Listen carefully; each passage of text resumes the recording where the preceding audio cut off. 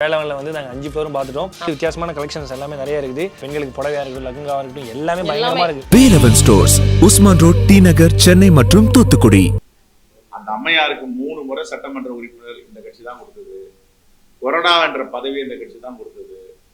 காங்கிரஸ் மகிழா காங்கிரஸ் தலைவராக இந்த கட்சி தான் கொடுத்தது. எப்பவும் அகில இந்திய மகிழா காங்கிரஸ் தலைவருடைய பொறுப்பாளராக இருக்காங்க. என்ன கொடுக்கல அவங்களுக்கு? எல்லாமே கொடுத்தாங்க. அது என்ன காரணம்னு போக போக தெரியும் எதற்காக செஞ்சாங்க அப்படின்னு.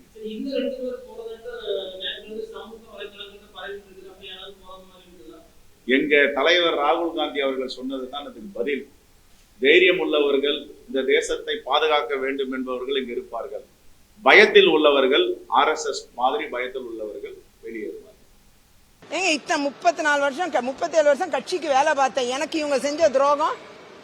பாரதிய ஜனதா கட்சிக்கு நான் விலகி போறேன் நியூஸ் வந்தே 2 வாரமா நீங்க எல்லாம் போட்டுக்கிட்டே இருக்கிறீங்க. அந்த நிலைமையிலையும் ஃப்ளோர் லீடர் எலெக்ட் ஆனவன் நானு. அப்ப ஃப்ளோர் லீடரை தூக்கி யாரு கொடுத்தாங்க? எலெக்ட் ஆன எனக்கு கொடுக்காம இன்னொரு ஆளுக்கு கொடுத்துருக்காங்க இல்லையா? அப்போ ஒரு டைம்ல எலெக்ஷன் வச்சு பட்டியலிருந்து கொடுக்கணும் நான் ரொம்ப சந்தோஷமா நான் வரவேற்றேன். ஆனா அதுக்கப்புறம் அதுல அவங்களை இன்னொரு இடத்துக்கு நகர்த்திட்டு ஒரு ஃப்ளோர் லீடர் வந்து என்னைய கொண்டு வந்திருக்கணும். ஒரு பெண்ணுங்கிறதுனாலே கொடுக்க மாட்டேன்னாங்க. இதுதான் நிலைப்பாடு, இதுதான் மனநிலை. புரிஞ்சுக்கணும் நீங்க. எந்த 2 வாரம்? அல்ல அந்த 2 இல்ல, அவங்க அதையும் மீறி ஆமா அவங்க யாருமே பேசக்கூட இல்லைங்களே. இன்னைக்கு பேட்டி கொடுக்கறாங்க, டிவியில பேட்டி கொடுக்கறாங்க. ஒரு போன் பண்ணலாம்ல, ஒரு போன் கால் கூட பண்ணல. அதுதான் ஆமா அடுத்த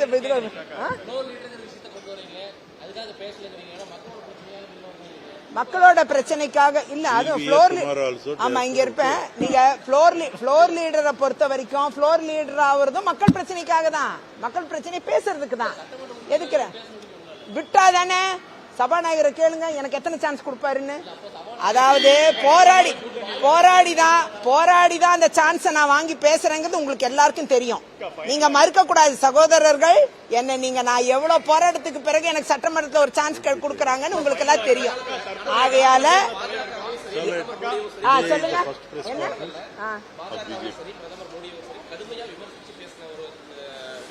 கிடையாது. என்னோட கிளிப்பிங்ஸ் எடுத்து கொடுங்க. இல்லையே நான் இங்க பாருங்க, நான் வந்து காங்கிரஸ் ஆதரிச்சு பேசியிருக்கேன். இல்ல நான் வந்து அந்த நேரத்துல உள்ள நிலைப்பாட நிச்சயமா எடுத்திருக்கேன். அதெல்லாம் மாற்று கருத்துல நான் ஒரு ஸ்போக்ஸ் பர்சனா இருந்தவன். ஆனால் அதே நேரம் ஒரு தவறு நடக்கிறதுனா அதை தட்டி கேட்கிற இடத்துல நான் இருந்திருக்கேன் எப்பயுமே. ஓகேயா? அதனால இப்பயும் நீங்க வந்து என்ன வந்து மாறுபட்ட ஒரு ஆளா பாக்காதீங்க. தப்பு நடந்தா தட்டி கேட்பேன் எங்கனாலும்.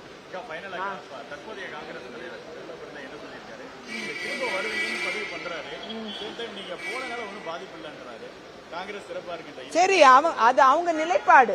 நான் அதை ஒன்னும் சொல்றதுக்கு இல்ல. அவர் இப்பதான் தலைமை பதவி ஏத்திருக்காரு. அவரை நான் விமர்சனம் பண்ணி பாவம் கஷ்டப்படுத்த வேண்டாம். அந்த வகையில வந்து அது அவங்க நிலைப்பாடு. அவங்க சொல்லிட்டு இருக்கட்டும், எனக்கு பிரச்சனை இல்லை. என்னை பாரதிய ஜனதா கட்சி என்னை ஆதரித்து எனக்கு நல்ல முக்கியத்துவம் கொடுத்து எனக்கு மரியாதை கொடுக்கறாங்க. அது மட்டுமல்ல, மக்கள் தளத்தில் பணியாற்ற எனக்கு வாய்ப்புகளை தருவாங்க. அதுவே எனக்கு சந்தோஷமானதா நான் பார்க்கிறேன்.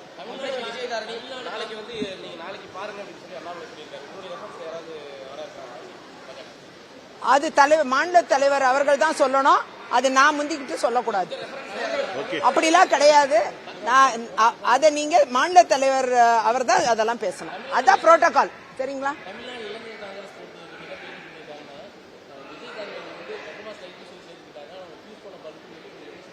அவங்க என்ன வேணா விமர்சனம் பண்ணிட்டாங்க. பெட்டர்மேன் ஃபிளைட் ஃபியூஸ் பண்ண பல்பா இருந்தா இவ்வளவு மீடியா போட்டு நீங்க என்ன கேள்வி கேட்பீங்களா? இன்னைக்கு சூப்பரா எரியிற LED லைட்டு அப்படிங்கறதுனால தான் இவ்வளவு மீடியா நிக்கிறீங்க. நல்லா புரிஞ்சுக்கணும். புரியுதா? அவங்க என்ன விமர்சனம் பண்ணாலும் முடிஞ்சா அவங்க வளர்த்தி காமிக்கிட்டாங்க கட்சிய. நானும் சந்தோஷப்படுறேன். வேண்டாம், எதிர்கட்சி அந்தஸ்து கூட இல்லாம காணா போற லெவல்ல ஆக்கி வச்சிருக்காங்க. இன்னைக்கு கொஞ்சம் வருத்தமா தான் இருக்கு. என்ன செய்ய, எதிர்கட்சின்னு ஒண்ணு இருக்கணும் கட்டாயமா. அது கூட இல்லாத அளவுக்கு பண்ணி வச்சிருக்காங்க. இந்த மாதிரி இருக்கிறவங்களெல்லாம் துரத்திட்டு இவங்க எவ்வளவு நாளைக்கு இவங்க இதை பண்ண போறாங்க? பேசி பண்ணாம கட்சியை வளர்த்துற வேலை நம்ம தம்பிகள் எல்லாம் யூத் காங்கிரஸ் ஈடுபடட்டும். நானும் வாழ்த்து சொல்றேன். என்ன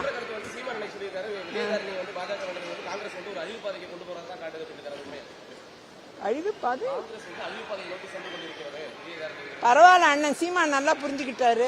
காங்கிரஸ் அழிவு பாதைக்கு போகுதுங்கிறது அவர் இப்ப ஒத்துக்கிட்டாரு. காங்கிரஸ் பார்ட்டி சட்டமன்றத்தில் இத்தனை நாள் எங்களுக்கு ரொம்ப கஷ்டப்பட்டு தான் நான் பேசினேன் அப்படின்னு சொல்றீங்க. அப்ப நீங்க அப்ப கூட்டணியில தான் இருந்திருக்கீங்க காங்கிரஸ். ஆமா, வாய்ப்பு இடையூறு பண்ணிச்சா? இல்ல, சபாநாயகரே திமுக சார்ந்தவர் தான். ஆனா நான் அப்படி சொல்லக்கூடாது. இருந்தாலும் வந்து சபாநாயகர் அவர்கள் ரொம்ப ஒரு போராட்டத்துக்கு பிறகுதான் ஒரு சான்ஸே கொடுப்பாரு. அவரு அதுலதான் எனக்கு அதுலயும் நிறைய சிரமங்கள். போராடிதான் ஒரு வாய்ப்பை பெறணும். அப்படி ஒரு சூழ்நிலை. நீங்க பல நேரங்கள் என்னுடைய போராட்டத்துக்கு பிறகு என்னுடைய ஸ்பீச் நல்லா இருந்திருக்கிறத நீங்க பாத்திருக்கீங்க. நான் ஒரு போராளி. அது நீங்க ஒத்துக்கிறீங்களா இல்லையா? ஒத்துக்கிறீங்கல்ல? அப்ப விடுங்க, பாத்துக்கலாம். ஓகே.